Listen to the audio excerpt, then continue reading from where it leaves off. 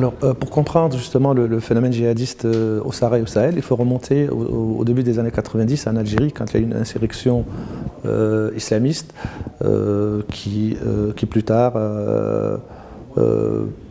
provoquera une expansion des groupes djihadistes partout en Algérie, notamment dans le sud. Les premiers djihadistes algériens se sont installés dans le nord du Mali autour des années 93, 14, 15. Et à la faveur de situations propres au Mali et aux pays de la sous-région, notamment les crises internes, les djihadistes ont réussi à se greffer sur des conflits qui existaient déjà dans ces pays-là, notamment au sein de la communauté touareg et arabe du nord du Mali. À partir des années 2000, on a vu une accélération des actions djihadistes dans cette région, avec les enlèvements de touristes, notamment dans le sud algérien, en Mauritanie, au Niger, les assassinats également d'expatriés étrangers dans cette région. Et en 2012, quand il y a eu une énième rébellion touareg menée par le Mouvement national de libération de l'Azawad, qui est plutôt un mouvement nationaliste, séculariste touareg, les groupes djihadistes qui étaient présents dans la région ont profité de cette situation pour se greffer dans cette rébellion, et ils ont même fini plus tard par prendre le contrôle de l'ensemble du nord du Mali, un territoire grand 2 fois comme la France.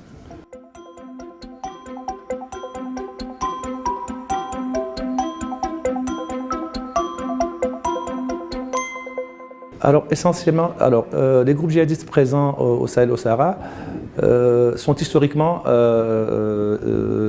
liés au courant dont se réclame un groupe comme Al-Qaïda. N'oubliez pas qu'Al-Qaïda au Maghreb islamique, qui est la branche locale d'Al-Qaïda actuellement, est historiquement issu de l'ancien groupe salafiste pour la prédication et le combat, le GSPC algérien, qui se revendiquait d'ailleurs de la même doctrine que Ben Laden. Alors aujourd'hui, nous avons, pour schématiser, 2 groupes djihadistes dans le nord du Mali. Il y a Jama'at Nusrat al-Islam wal-Muslimin, le groupe de soutien de l'islam et des musulmans, qui est dirigé par l'ancienne figure de la rébellion touareg des années 90, Iyad Agrali, qui est malien. Et ce groupe est le résultat de la fusion de plusieurs autres groupes qui existaient auparavant, dont Al-Qaïda au Maghreb islamique, donc ex-GSPC, le groupe Ansar Din, qui est le groupe islamiste djihadiste malien, créé en 92 à la faveur de la rébellion du MNLA, et le Front de libération du Massina, qui est un groupe de djihadistes essentiellement composé de Peul de la région, le Massina, qui est la région qui est autour de la ville de Mopti, dans le centre du Mali, et la branche del Morabitoun, liée à Mokhtar Belmokhtar. Et donc ces groupes constituent aujourd'hui, ce groupe-là a fait allégeance à Al-Qaïda. Il y a un deuxième groupe qui est une dissidence de l'ex-groupe Al-Mourabiton de Mokhtar Belmokhtar, qui lui a choisi de faire allégeance à l'État islamique, ce qu'on appelle l'État islamique dans le Grand Sahara, qui est dirigé par Adnan Abouloualid, qui est né à l'Ayoun ici, et qui plus tard s'était installé dans les camps de réfugiés du Polisario dans la région de Tindouf, en Algérie, et qui a rejoint Al-Qaïda au Maghreb islamique au milieu des années 2000, et qui finira plus tard par créer avec d'autres djihadistes de la région, notamment des Mauritaniens et des Maliens, le mouvement pour l'unicité et les djihad en Afrique de l'Ouest, le MUJAO, qui plus tard fusionnera avec le groupe de Belmokhtar pour donner le fameux Mourabitoun. Donc 2 Mourabitoun. Il y a un groupe de Mourabitoun qui est dans le Jama'at Nusrat al-Islam wal-Muslimin, et un groupe de Mourabitoun qui aujourd'hui se fait appeler Dawla al-Islamiyya fi Sahara Kubra, donc État islamique dans le Grand Sahara, qui est dirigé par Adnan Abouloualid et qui est très actif dans la région des 3 frontières entre le Mali, le Niger et le Burkina Faso.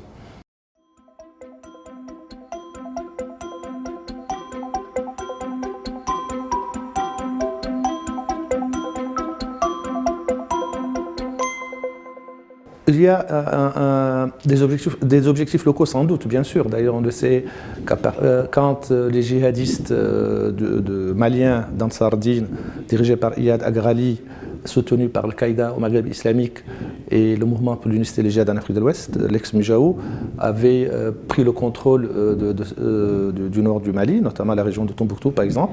Ils avaient bien annoncé que leur objectif n'était pas que le nord du Mali, justement. D'où la différence entre eux et les rebelles du mouvement national de libération de l'Azawad, qui eux voulaient plutôt une sorte, soit l'indépendance du nord du Mali, soit en tout cas une forme d'autonomie. L'objectif déclaré par ces islamistes était bien sûr, c'était tout le Mali et pourquoi pas l'ensemble de la région. Alors, comme tous les groupes se revendiquant d'Al-Qaïda ou de l'État islamique, l'objectif ultime de ces groupes n'est pas que le contrôle du territoire malien, c'est éventuellement une expansion dans toute la région et pourquoi pas de l'Atlantique à la mer Rouge.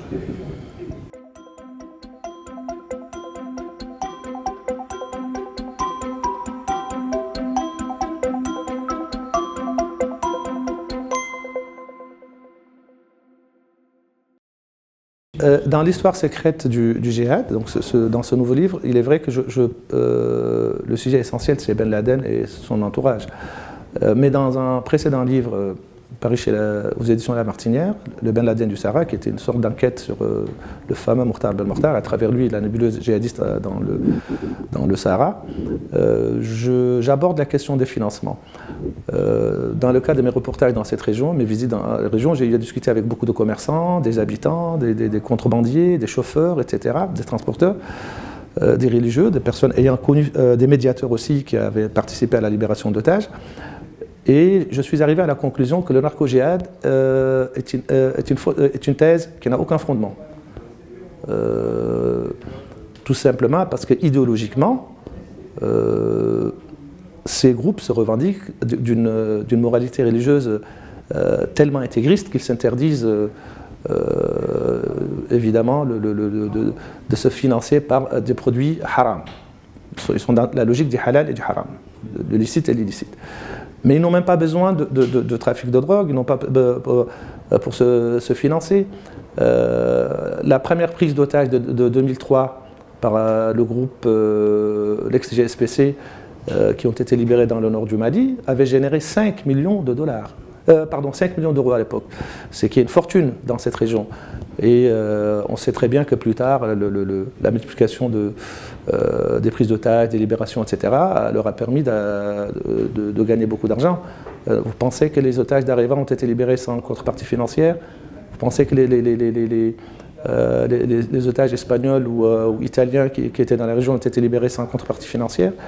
Or, ce qui est par contre évident, c'est qu'à travers justement ces moyens colossaux obtenus par l'intermédiaire, par le biais des rançons pour la libération des otages, beaucoup de chefs djihadistes ou de groupes djihadistes ont pu fructifier leur argent en l'éjectant dans l'économie locale, notamment le trafic de médicaments subventionnés d'Algérie, le carburant, les produits alimentaires.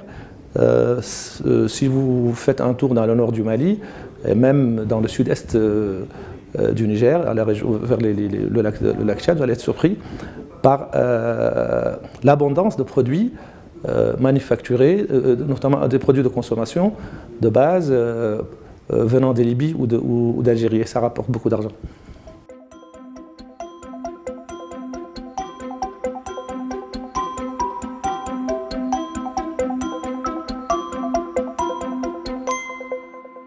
Alors, il faut rappeler que je travaille sur cette région depuis très longtemps. Et je suis moi-même saharien, je suis mauritanien. Donc je connais la région depuis à peu près une vingtaine d'années, bien avant l'émergence de ces phénomènes djihadistes. Donc je connais très bien Tombouctou, Kidal, Gao, je connais les familles, je connais le notable. Et dans le cadre de mes reportages dans la région, j'ai commencé à travailler sur cette question juste par coïncidence, parce qu'à un moment donné, il y a une multiplication de prises d'otages en Mauritanie, au Niger, au Mali. Et j'ai commencé à m'intéresser un peu à la question en partant faire des reportages, notamment à Kidal, à Gao, à Tombouctou. Et quand il y a eu la rébellion Touareg de 2012, je me suis rendu à Gao à l'époque pour une série de reportages pour la presse écrite et pour la télévision française. Et là, je m'étais rendu compte à Gao que le mouvement national de libération de l'Azawad ne contrôlait que les bâtiments administratifs, alors que la ville réellement était contrôlée par le Mujao. Et là, j'ai compris qu'en fait, quelque chose de très important s'est passé dans cette région. Et plus tard, je suis retourné plus tard durant l'été, c'est-à-dire en 2012. Je me suis cette fois-ci rendu d'abord à Tombouctou, où j'ai séjourné à peu près un mois et quelques, puis après à Gao. Et j'ai pu m'entretenir avec une très grande partie des dirigeants du mouvement Sardine, qui étaient en vérité essentiellement des gens historiquement, en tout cas d'Al-Qaïda au Maghreb islamique, et avec aussi de la population, avec des notables, avec les commerçants. Et cela a été possible tout simplement parce que j'avais remarqué que d'autres journalistes étaient déjà... Beaucoup de gens se trompent, ils pensent que je suis le seul ayant été là-bas. Non, Al Jazeera avait un correspondant sur place. Et d'ailleurs, c'est un ami qui est reporter à Al Jazeera, en anglais, qui avait séjourné là-bas, qui m'avait donné le contact du porte-parole d'Ansardi. Et je n'étais pas le seul. Il y a eu le correspondant des RFI à Bamako qui a séjourné là-bas, Serre Daniel. Il y a eu le correspondant des RFI à Niamey, Moussa Kaka, qui a aussi séjourné là-bas. Et ce n'était pas du tout. Je pense qu'ils avaient sans doute envie aussi de communiquer, certainement, comme n'importe quel acteur politique. S'agissant maintenant d'Abou Hafs al-Mauritani, donc, qui est l'objet de mon nouveau livre, ou ses confessions plutôt, c'était un pur hasard. Je l'écris d'ailleurs dans le prologue, comment est-ce que j'ai par hasard rencontré au ministère de l'Information en Mauritanie un journaliste local qui doit me connaître certainement parce qu'il m'a parlé comme s'il me connaissait. Et moi je partais faire un reportage sur les réfugiés Touaregs dans le sud-est mauritanien. Et il s'avère que cet homme est proche d'Abou Hafs al-Mauritani. Il m'avait proposé, il m'avait remis le résumé de ses mémoires. Et je lui ai demandé est-ce que je pouvais le voir. Il m'a dit que c'était possible. Et puis c'est comme ça que j'ai pu entrer en contact avec Abou Hafs al-Mauritani. Et d'ailleurs, je ne suis pas le seul. Hein. Vous mettez sur YouTube, vous allez voir plein d'interviews, Al Jazeera, Al-An, plein de chaînes arabes. Lui ont eu la possibilité de l'interroger.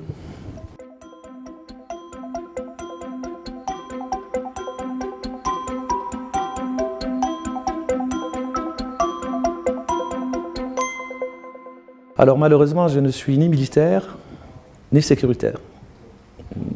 Donc je ne pense pas avoir les outils pour parler des moyens efficaces pour lutter contre le djihadisme. Mais j'ai un avis, comme tout le monde, et mon avis est que, en général, quand on observe ces groupes, arrivent à s'installer très souvent dans des zones où il y avait déjà des conflits politiques très profonds qui étaient déjà sur place et ils se greffent dessus. On le voit avec ce qui se passe aujourd'hui au Mali, avec ce qui se passe aussi dans le nord du Nigeria et même en Libye.